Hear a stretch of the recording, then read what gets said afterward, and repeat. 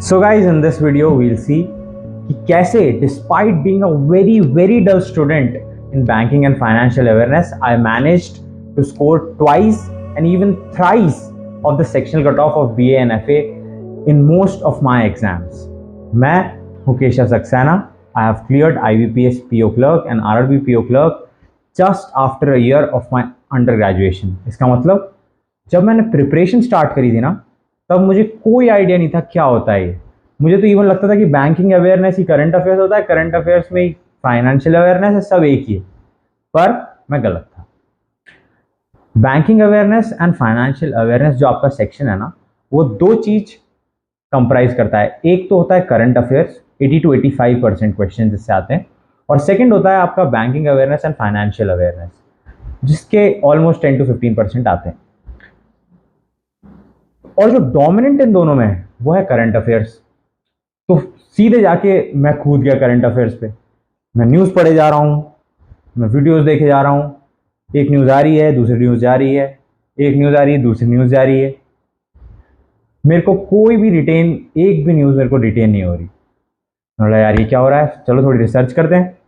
फिर मेरे को मिले मेरे गुरुजी sir Kapil Katpal, banking and financial awareness जो पढ़ाते थे अनअकैडमी पे. उन्होंने बताया कि जब तक आप बैंकिंग और फाइनेंशियल अवेयरनेस नहीं करोगे ना, जब तक आपको करंट अफेयर्स समझ में ही नहीं आएगा. तो इसका मतलब आपको करंट अफेयर्स रटना तो है ही नहीं, समझना है, और समझ आएगा banking awareness and financial awareness. तो first of all according to my strategy मैंने फॉलो करी उनकी ये प्लेलिस्ट जो कि थी अनअकैडमी पे, foundation course banking and financial awareness 2023 की.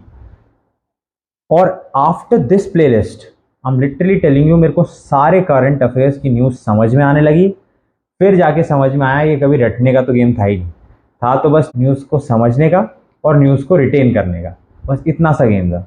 और आई एम लिटरली टेलिंग यू, ये जो प्लेलिस्ट है ना, आफ्टर दिस प्लेलिस्ट आपको किसी भी चीज़ की ज़रूरत नहीं है बैंकिंग एंड फाइनेंशियल अवेयरनेस के क्वेश्चन सॉल्व करने की, भले वो मेंस हो चाहे आपका इंटरव्यू. क्योंकि इंटरव्यू में टोटली आपसे वो अगर एक करंट अफेयर से क्वेश्चन पूछेंगे ना, तो ये समझ के चलिए आपसे 4 बैंकिंग अवेयरनेस से क्वेश्चन पूछेंगे. ठीक है, इंटरव्यू के कभी बाद में बात करेंगे. तो ये तो हो गया banking awareness and financial awareness. अब आते हैं करंट अफेयर्स पे. अब जब हम करंट अफेयर्स के सेक्शन पे आते हैं ना, तो कुछ वेरी इंपॉर्टेंट डाउट्स हैं, FAQs हैं, जो कि हमको सॉल्व करना बहुत ज़रूरी है, जो कि मैंने नोट डाउन कर लिए हैं. जिसमें से पहला है कि हाउ मेनी मंथ्स, कितने मंथ्स के हमको करंट अफेयर्स करना है. देखो दोस्त, पिछले साल मेरा वो जो मैंने आपको बताया बैंकिंग एंड फाइनेंशियल अवेयरनेस, वो अप्रैल में ख़त्म हुआ था. तो जस्ट उसके बाद से मैंने मई से चालू करे था. मई, जून, जुलाई, अगस्त, सितंबर, क्योंकि RRB PO मेरा नवंबर में था मेंस. तो जो मेन स्ट्रैटेजी है वो ये है कि जो भी आपका टारगेटेड एग्जाम है ना, उस मेंस के -5 मंथ्स, पिछले 5 मंथ को अच्छे से कर लो. ठीक है, उसमें भी मैं आपको बताऊं तो जो मई के जो थे वो इतने अच्छे से नहीं होते, क्योंकि शुरुआत में बिल्कुल नहीं होंगे. ठीक है, डीमोटिवेट मत हो जाना. शुरुआत के मंथ के नहीं होंगे, पर जैसे ही आप जून में आओगे ना, जून में टच करोगे, जून, जुलाई, अगस्त, सितंबर, इन सब के मेरे को अभी भी याद है. ठीक है, ये हो गया अपना पहला FAQ.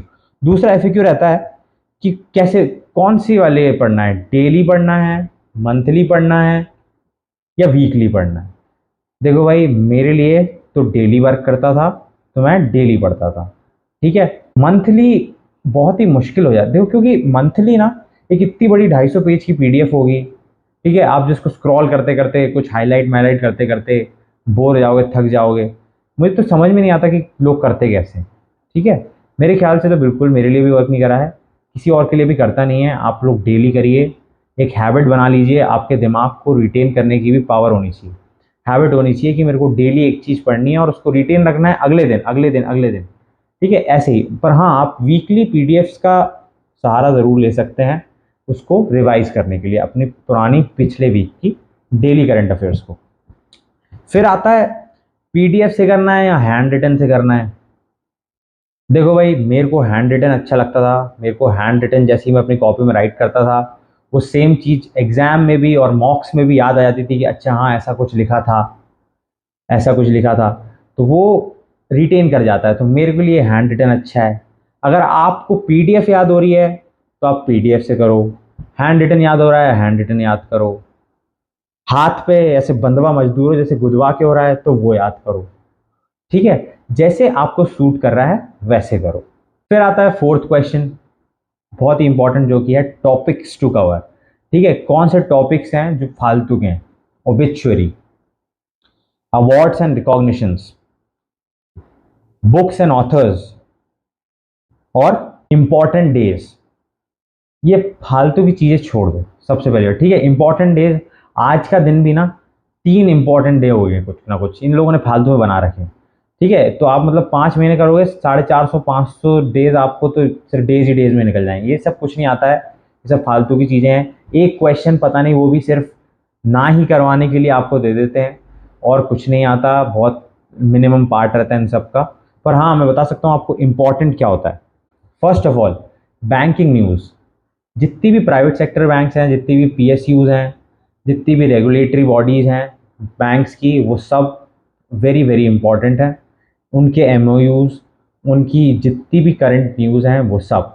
सेकंड आता है आपके national news, national MoUs and international MoUs. जितने भी एमओयूज़ हो रहे हैं, अग्रीमेंट्स हो रहे हैं जिसमें पैसे रिलेटेड हैं। ठीक है, क्योंकि वो जो आपका एग्जामिनर है उसको सबसे अच्छा लगता है जब वो डेटा के साथ खेलता है कि इनके इस पार्टी और इस पार्टी के बीच में एमओयू हुआ है, कितने का हुआ है। ठीक है, ये हो गए टॉपिक्स टू कवर। अब आते हैं कि मैंने कैसे किया था। देखो भाई, क्योंकि मुझे कपिल काटपाल सर से करंट अफेयर्स, बैंकिंग अवेयरनेस समझ में आई थी, तो मैंने कहा उनसे करंट अफेयर्स भी कर लेते हैं, क्योंकि बहुत ही अच्छे से पढ़ाते हैं, वो बड़े अच्छे से इंपॉर्टेंट न्यूज़ भी बता देते हैं। ठीक है, तो शुरुआत में मैंने मई से चालू किया था। हर दिन सुबह उनकी एक क्लास रहती थी, जिसको लाइव सिर्फ बेवकूफ़ देखते हैं, लाइव वाइव मत देखा करो, फालतू में भसड़ होती है। Good morning sir, sir ma'am कैसी हैं, सर बेटा कैसा है, बेटी कैसी है। अरे मुझे क्या करना है यार, है मुझे मेरे सिलेक्शन से मतलब है। ठीक होंगे सब भाई। ठीक है, तो ये सब चलता रहता है, इसलिए लाइव कभी भी आपको सिर्फ टाइम बर्बादी आपको लाइव देखना।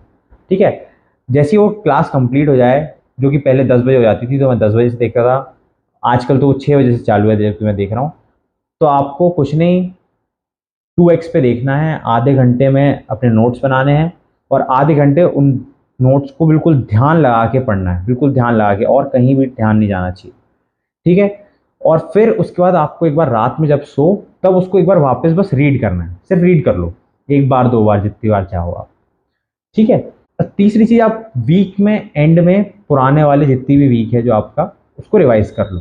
ये सिर्फ 3 बार आपको करने से ना, आप लिटरली देखोगे कि जैसे ही आप मॉक दे रहे हो ना, आपके सामने वो फिल इन द ब्लैंक अपने आप फिल हो जा रहा है नीचे वाले ऑप्शनों से, कि हाँ यार यही तो था, आपके मुंह पे बैठ जाता है। और गेम सिर्फ इतना ही है, कैसे मैं इस न्यूज़ को एंड एग्जाम तक रिटेन करके रखूं, बस इतना सही है, और कुछ भी गेम नहीं है। ठीक है, और यार आखिरी में मैं आपसे यही कहना चाहूँगा, इस सेक्शन को हमें बिल्कुल भी हल्के में नहीं लेना है, क्योंकि मैंने लिटरली देखा है लोगों को सारे कट ऑफ निकल गए, इवन उसका इतने अच्छे मार्क्स आ गए रीजनिंग में कि ओवरऑल कट ऑफ भी निकल गया, सिर्फ रह गए sectional cut off banking awareness और फाइनेंशियल अवेयरनेस की वजह से। तब बहुत बुरा लगता है कि बस 1-1.5 घंटे की मेहनत थी दिन में, जो कि हम ना दे पाए, और उस वजह से हमें 1 साल फिर रिपीट करना पड़ेगा वही सारे करंट अफेयर्स। मुझे तो उस बात से ही डर लगता है कि वापस न्यूज़ पढ़ो। ठीक है, तो ये स्ट्रैटेजी बता दी है, करंट अफेयर्स सेक्शन को अच्छे से हैंडल करो और सिलेक्शन पाओ। बाकी मिलते हैं अगले वीडियो में।